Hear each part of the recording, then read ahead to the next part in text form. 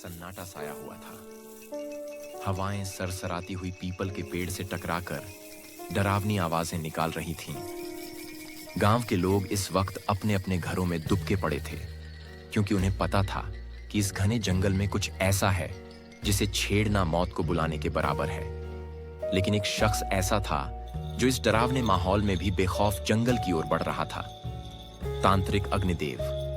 उसका लक्ष्य साफ था, गांव में आतंक फैला रही उस डायन को खत्म करना जिसने अब तक कई मासूमों की बलि ले ली थी। लेकिन क्या वाकई ये एक सीधी सादी जंग थी या फिर इसके पीछे कोई बड़ा रहस्य छिपा था? गांव चंद्रपुर पिछले कुछ महीनों से दहशत में जी रहा था। रात को चीखने चिल्लाने की आवाजें आती, कभी जंगल से तो कभी किसी उजड़े घर से।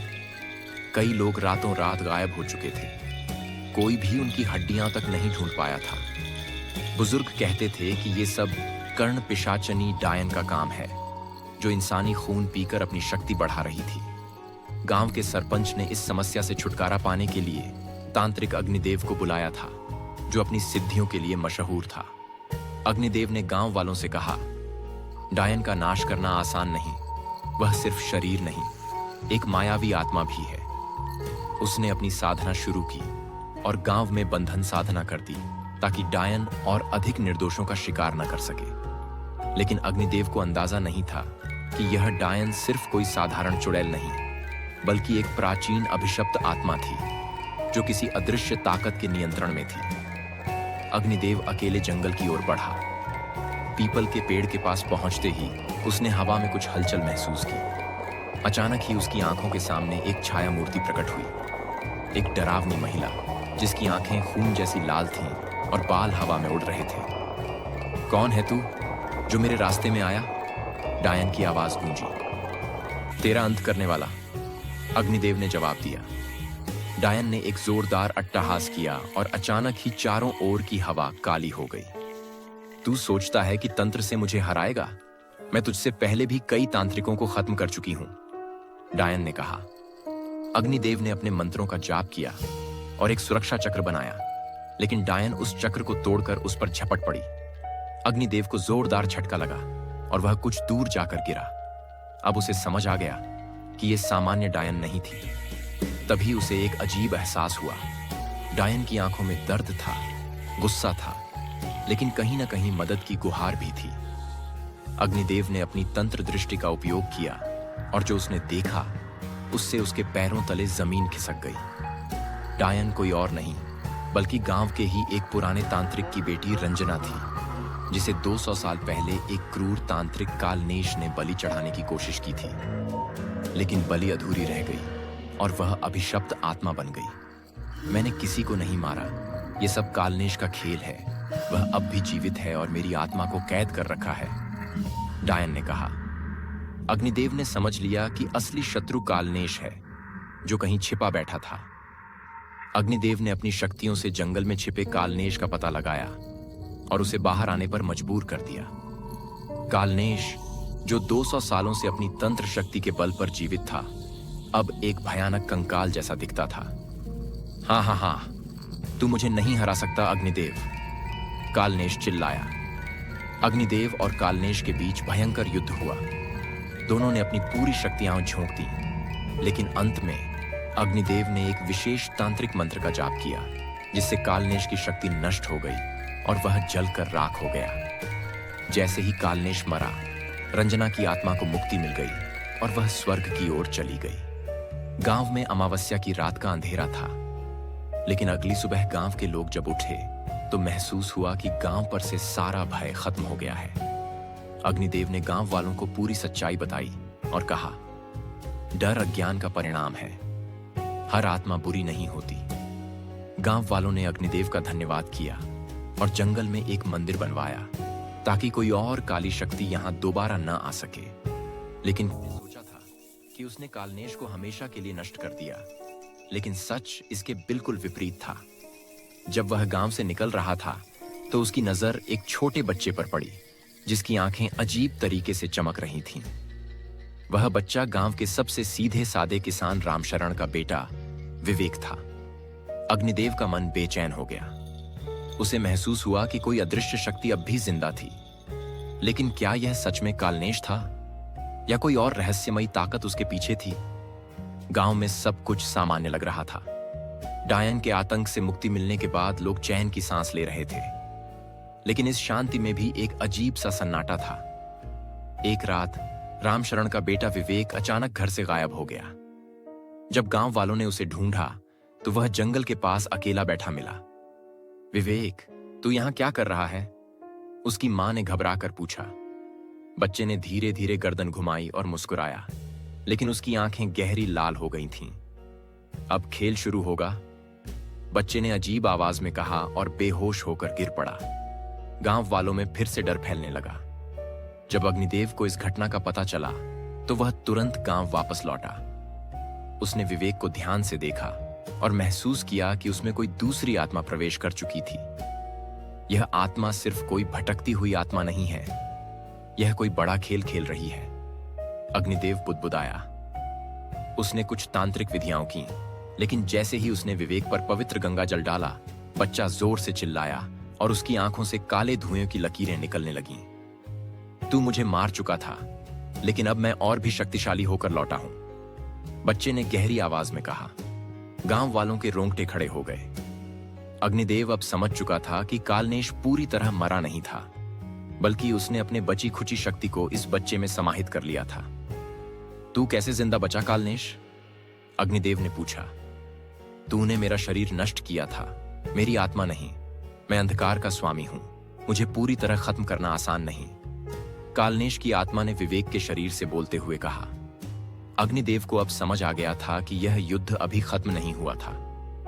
अग्निदेव ने अपनी सिद्धियों का प्रयोग करके विवेक की आत्मा से संपर्क साधा, लेकिन यहां उसे एक और बड़ा रहस्य पता चला। कालनेश सिर्फ एक मोहरा था, उससे भी बड़ी और खतरनाक शक्ति उसे नियंत्रित कर रही थी। वह शक्ति थी रक्त भैरवी, एक प्राचीन शैतानी आत्मा जो हजारों वर्षों से सोई हुई थी और अब जाग चुकी थी। तूने सोचा था कि यह लड़ाई कालनेश तक सीमित है, यह सिर्फ एक शुरुआत है, असली युद्ध तो अब शुरू होगा। एक रहस्यमयी स्त्री की भयावह आवाज जंगल में गूंज उठी। अब अग्निदेव को एहसास हुआ कि यह सिर्फ कालनेश की वापसी नहीं थी, बल्कि एक बड़े खतरे की दस्तक थी। अगर रक्त भैरवी जाग गई तो यह सिर्फ गांव ही नहीं, पूरी दुनिया के लिए खतरा बन सकती है। अग्निदेव ने चिंतित होकर कहा। अब उसे सिर्फ विवेक को बचाना ही नहीं था, बल्कि उस शक्ति को भी रोकना था जो अंधकार के गर्त से बाहर आने वाली थी। अग्निदेव ने अपनी साधना शुरू की, लेकिन जैसे ही उसने आंखें बंद कीं, उसे एक डरावना दृश्य दिखा। वह एक प्राचीन मंदिर के खंडहर में खड़ा था। सामने एक विशाल रक्त रंजित देवी की मूर्ति थी, जिसकी आंखें चमक रही थीं, और वहां उसकी आंखों के सामने कालनेश और रक्त भैरवी एक साथ हंस रहे थे। अब ने अब तक कई भूत प्रेतों, पिशाचों और डायनों का नाश किया था, लेकिन जो खतरा अब उसके सामने था वह पहले से कहीं अधिक भयानक था। कालनेश की आत्मा ने खुद को बचाने के लिए मासूम बालक विवेक के शरीर में प्रवेश कर लिया था, लेकिन असली साजिश इससे भी गहरी थी। रक्त भैरवी, एक प्राचीन दैत्य आत्मा जो हजारों वर्षों से सोई हुई थी, अब जाग रही थी। अब खेल खत्म नहीं होगा तांत्रिक, अब अंधकार की असली शुरुआत होगी। रक्त भैरवी की गूंजती हुई आवाज हवा में फैल चुकी थी। अब सवाल यह था, क्या अग्निदेव इस भयानक शक्ति को रोक पाएगा, या इस बार तांत्रिक शक्ति भी असफल हो जाएगी? गांव में अजीब घटनाएं होने लगी थीं। अचानक ही कुएं का पानी लाल हो गया, पेड़ों की छाल पर खून की लकीरें उभर आईं, और आधी रात को हवा में अजीब सी फुसफुसाहटें सुनाई देने लगीं। अग्निदेव ने महसूस किया कि यह किसी साधारण आत्मा की हरकत नहीं थी। उसने अपने मंत्रों की शक्ति से विवेक की आत्मा में झांका, और जो उसने देखा उससे उसके रोंगटे खड़े हो गए। रक्त भैरवी पूरी तरह मुक्त हो चुकी थी। एक विशाल अंधेरी गुफा में, जहां अनगिनत तंत्र मंत्रों की गूंज थी, वहां रक्त भैरवी अपने असली रूप में प्रकट हो रही थी। उसकी आंखें खून के रंग की थीं, बाल सर्पों की तरह लहरा रहे थे, और उसके चारों हाथों में अलग अलग अस्त्र थे। खड्ग, त्रिशूल, खप्पर और रक्त से भरा कटोरा। अब इस धरती पर मेरा राज्य होगा, रक्त भैरवी चिल्लाई, और पूरा जंगल थरथरा उठा। अग्निदेव जानता था कि रक्त भैरवी को सामान्य मंत्रों से हराया नहीं जा सकता। मुझे उसके अस्तित्व की जड़ तक पहुंचना होगा, उसने सोचा। अग्निदेव ने अपनी सिद्धियों का प्रयोग कर उस पुराने मंदिर के खंडहर में जाने का फैसला किया जहां रक्त भैरवी की पूजा की जाती थी। लेकिन जैसे ही वह मंदिर पहुंचा, वहां पहले से ही कालनेश खड़ा था। तू फिर से मेरे रास्ते में आ गया अग्निदेव, कालनेश ने कहा। मैं तुझे पूरी तरह नष्ट करने आया हूं। अग्निदेव गरजा। दोनों के बीच भीषण युद्ध शुरू हो गया। कालनेश ने काले तंत्र का प्रयोग कर अग्निदेव को जकड़ने की कोशिश की, लेकिन अग्निदेव ने अपने मंत्रों से उसका वार काट दिया। अचानक ही कालनेश के चारों ओर अग्नि का घेरा बन गया।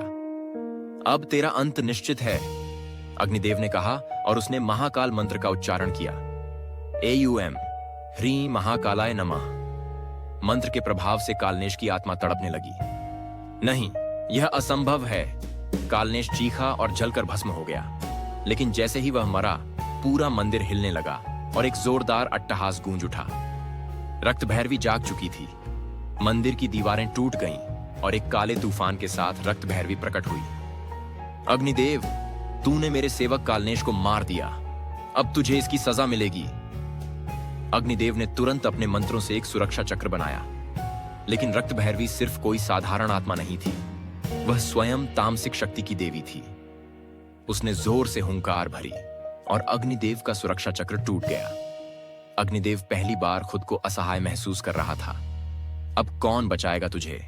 रक्त भैरवी हंसी। जब सब कुछ खत्म होता दिख रहा था, तभी अचानक आकाश में एक जोरदार प्रकाश फैला। अग्निदेव ने ऊपर देखा और उसे एक दिव्य शक्ति दिखाई दी। वह शक्ति थी मां काली। रक्त भैरवी, तेरा अंत अब निश्चित है। मां काली की गूंजती हुई आवाज आई। मां काली के आदेश से अग्निदेव ने महाशक्ति मंत्र का जाप करना शुरू किया। AUM क्रीम काली कालिकायै नमः। मंत्र के प्रभाव से रक्त भैरवी चीखने लगी। उसकी शक्ति कमजोर पड़ने लगी। अंततः मां काली ने अपने त्रिशूल से रक्त भैरवी को भेद दिया और वह जोरदार चीख के साथ भस्म हो गई। गांव में फिर से शांति लौट आई। विवेक अब सुरक्षित था। कालनेश और रक्त भैरवी का अंत हो चुका था। अग्निदेव ने गांव वालों को समझाया कि तंत्र और साधना का सही प्रयोग ही शक्ति का वास्तविक अर्थ है। लेकिन जब अग्निदेव मंदिर से बाहर आ रहा था, तभी उसे मंदिर की एक टूटी हुई दीवार पर अजीब सी आकृति दिखाई दी। 3 आंखों वाला एक और भयानक चेहरा। क्या यह किसी और दैत्य का संकेत था? और रक्त भैरवी का अंत हो चुका था। गांव में शांति लौट आई थी, लेकिन अग्निदेव जानता था कि यह सिर्फ एक अस्थायी विराम था। मंदिर की टूटी दीवार पर उभरी रहस्यमयी आकृति उसे बेचैन कर रही थी। 3 आंखों वाला वह चेहरा कौन था? क्या यह किसी और दैत्य का संकेत था या अंधकार की कोई नई साजिश? तूने रक्त भैरवी को हराया, लेकिन क्या तू मुझसे बच पाएगा? एक डरावनी गूंजती हुई आवाज हवा में फैल गई। अग्निदेव समझ गया, अब असली युद्ध शुरू होने वाला था। अग्निदेव मंदिर के अंदर बढ़ा, जहां उस आकृति से एक हल्की लाल रोशनी निकल रही थी। अचानक मंदिर की जमीन कांपने लगी और चारों ओर गहरा अंधेरा छा गया। कौन है यहां? अग्निदेव ने गरज कर पूछा। एक रहस्यमयी काली धुंध इकट्ठी होने लगी और उसमें से एक विशाल आकृति प्रकट हुई। त्रिनेत्र दैत्य, उसकी 3 आंखें आग जैसी चमक रही थीं। शरीर इतना विशाल था कि पूरा मंदिर उसके सामने बौना लगने लगा। तूने मेरी सेविका रक्त भैरवी को मार दिया, अब तुझे इसकी कीमत चुकानी होगी। त्रिनेत्र दैत्य गरजा। जंगल से उठता हुआ काला धुआं पूरे गांव में फैलने लगा। गांव वाले फिर से डर गए। पेड़ झुलसने लगे, कुएं का पानी काला हो गया और हवा में अजीब सी गंध फैल गई। यह कोई साधारण बला नहीं है, सरपंच ने घबराते हुए कहा। अचानक गांव के कुछ लोग एक एक करके बेहोश होने लगे। दैत्य की छाया पड़ चुकी है। एक बुजुर्ग औरत चीख उठी। गांव में अफरा तफरी मच गई। अग्निदेव ने त्रिनेत्र दैत्य का ध्यान गांव से हटाने के लिए उसे चुनौती दी। अगर तुझ में शक्ति है तो मुझसे आकर लड़। दैत्य जोर से हंसा। तू मुझसे जीतने की सोच भी कैसे सकता है? इतना कहकर उसने जमीन पर जोर से पैर पटका और पूरा मंदिर हिलने लगा। अचानक दैत्य ने अपनी तीसरी आंख खोली। एक लाल बिजली जैसी किरण सीधी अग्निदेव की ओर बढ़ी। अग्निदेव ने तुरंत नरसिंह कवच मंत्र का जाप किया। AUM उग्राय नमः। एक शक्तिशाली ऊर्जा क्षेत्र अग्निदेव के चारों ओर बन गया। लेकिन त्रिनेत्र दैत्य की किरण इतनी तीव्र थी कि वह कवच भी चटकने लगा। अग्निदेव को एहसास हुआ कि उसे अपनी तंत्र विद्या की अंतिम शक्ति का प्रयोग करना होगा। मुझे स्वयं महादेव का आह्वान करना होगा।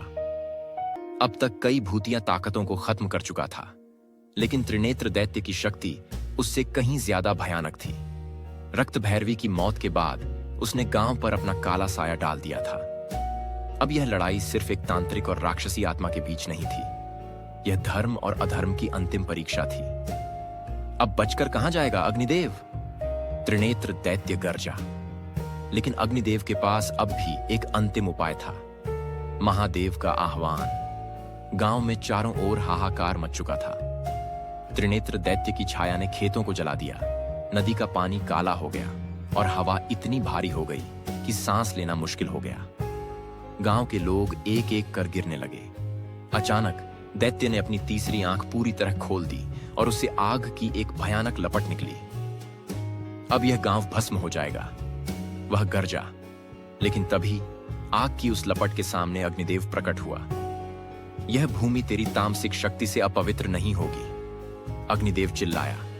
अग्निदेव जानता था कि उसे अब किसी साधारण मंत्र से जीत नहीं मिलेगी। उसने अपने गले में पड़ी रुद्राक्ष माला को जोर से पकड़ा और शिव तांडव स्तोत्र का जाप करने लगा।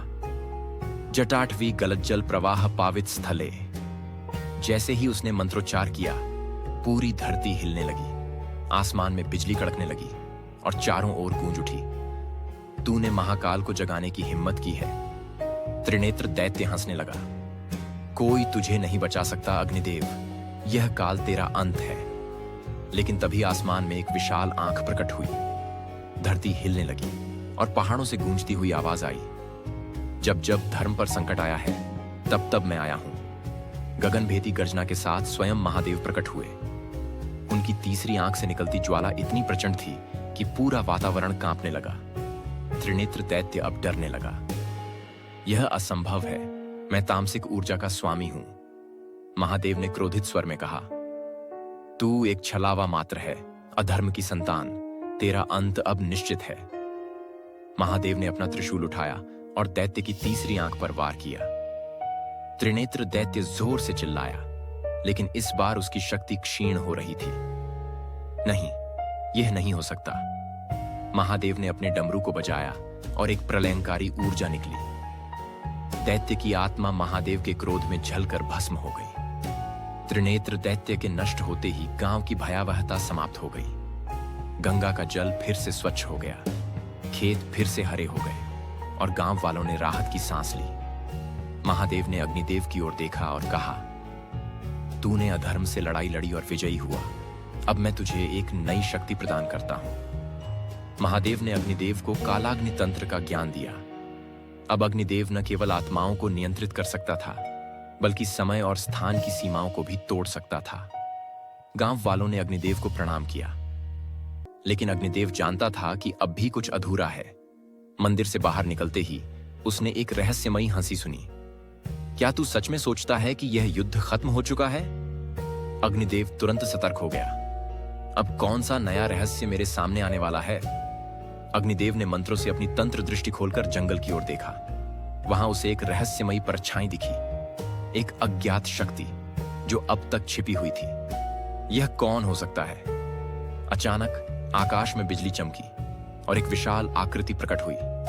यह कोई दैत्य नहीं था, यह स्वयं समय का स्वामी काल भैरव थे। काल भैरव ने अपनी चमकती आंखों से अग्निदेव की ओर देखा और कहा, अग्निदेव, तूने अधर्म को हराया, लेकिन तुझे अभी एक अंतिम कार्य करना है। अग्निदेव ने सिर झुकाया। प्रभु, आज्ञा दीजिए। काल भैरव बोले, त्रिनेत्र दैत्य की शक्ति पूरी तरह नष्ट नहीं हुई। उसकी आत्मा अभी भी कहीं छिपी हुई है। अगर इसे पूरी तरह नष्ट न किया गया तो यह फिर से जाग सकता है। अग्निदेव तुरंत समाधि में चला गया। अपने दिव्य दृष्टि से उसने देखा कि त्रिनेत्र दैत्य की आत्मा एक गहरे काले कक्ष में कैद थी। लेकिन यह कोई साधारण स्थान नहीं था, यह स्वयं समय के परे स्थित काल लोक था। मुझे इसे यहीं समाप्त करना होगा। अग्निदेव ने अपनी पूरी शक्ति इकट्ठा कर महाशक्ति मंत्र का जाप किया। एयूएम नमः काल भैरवाय। अचानक एक प्रचंड ऊर्जा निकली और उस आत्मा को जलाने लगी। नहीं, मुझे नष्ट मत कर, आत्मा चीखी, लेकिन अग्निदेव ने आंखें बंद रखीं और जाप जारी रखा। कुछ ही क्षणों में वह आत्मा जलकर पूरी तरह भस्म हो गई। जैसे ही आत्मा नष्ट हुई, काल भैरव मुस्कुराए। तूने अपना कार्य पूरा कर लिया अग्निदेव, अब तू मुक्त है। अग्निदेव ने सिर झुकाया। गांव में अब हमेशा के लिए शांति आ चुकी थी। उसने अपने शिष्य को अंतिम शिक्षा दी और खुद एक अज्ञात दिशा में चला गया। कहा जाता है कि उसके बाद कोई भी तांत्रिक उतना शक्तिशाली नहीं हुआ, लेकिन अगर अंधकार फिर से लौटेगा तो अग्निदेव भी लौटेगा।